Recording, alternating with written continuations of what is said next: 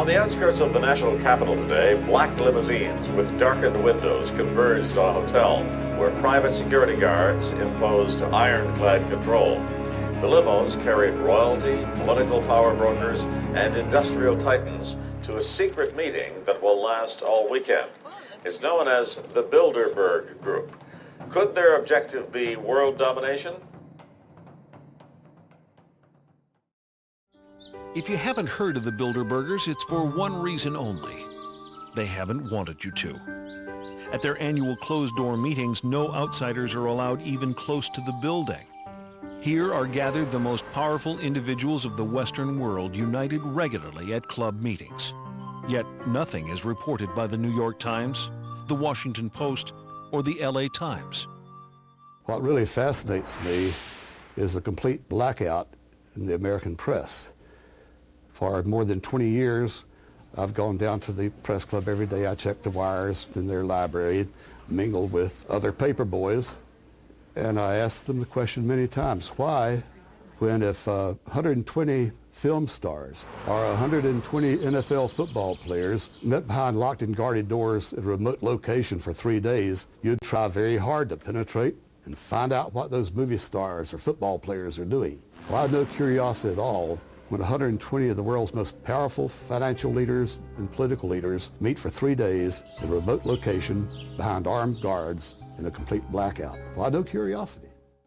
The people who call conspiracy theorists are not the conspiracy theorists themselves. We're talking about facts here. The Bilderberg Group does exist. The Federal Reserve does exist. The people who are members of the Bilderberg Group are also the people who do control the Federal Reserve. These are all facts. In 1954, the elite of the planet met in secret at the Bilderberg Hotel in Oosterbeek, Holland. The Bilderberg Group would later admit that their mission was the formation of the EU. Once the EU was established, under the guise of trade deals, a North American Union and Asian Union would be formed. The three interlocking superstates form the core of the global government, while the United Nations would serve as a world regulatory and enforcement body over the Third World subregions.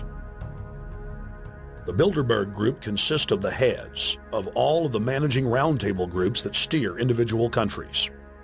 Picture the elite power structure of the world as a giant pyramid, with only the elite of the elite at the tip top of the capstone. The group has been so secretive that until the mid-1980s, the controlled corporate media denied its existence. Into the late 1990s, coverage only consisted of rare one-line mentions.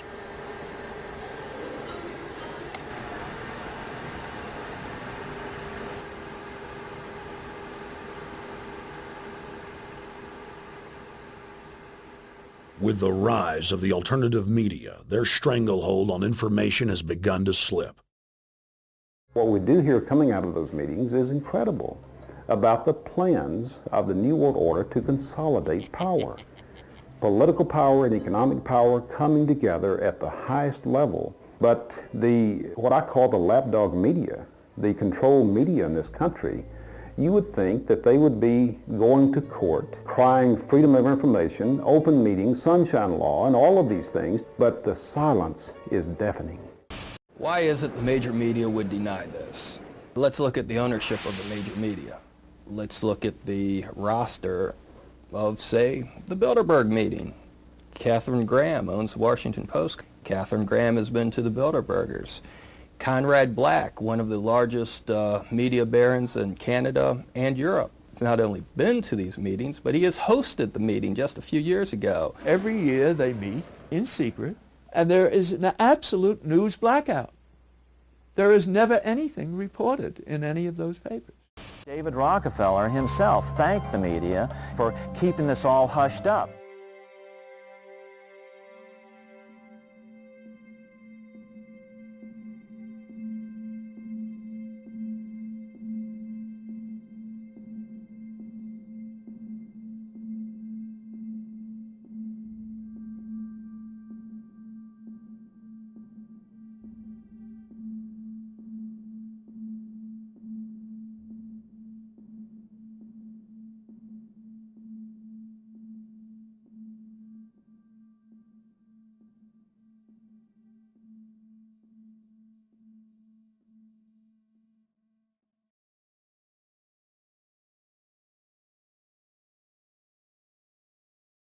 first heard about Bilderberg in 1975, and I said, I don't believe it.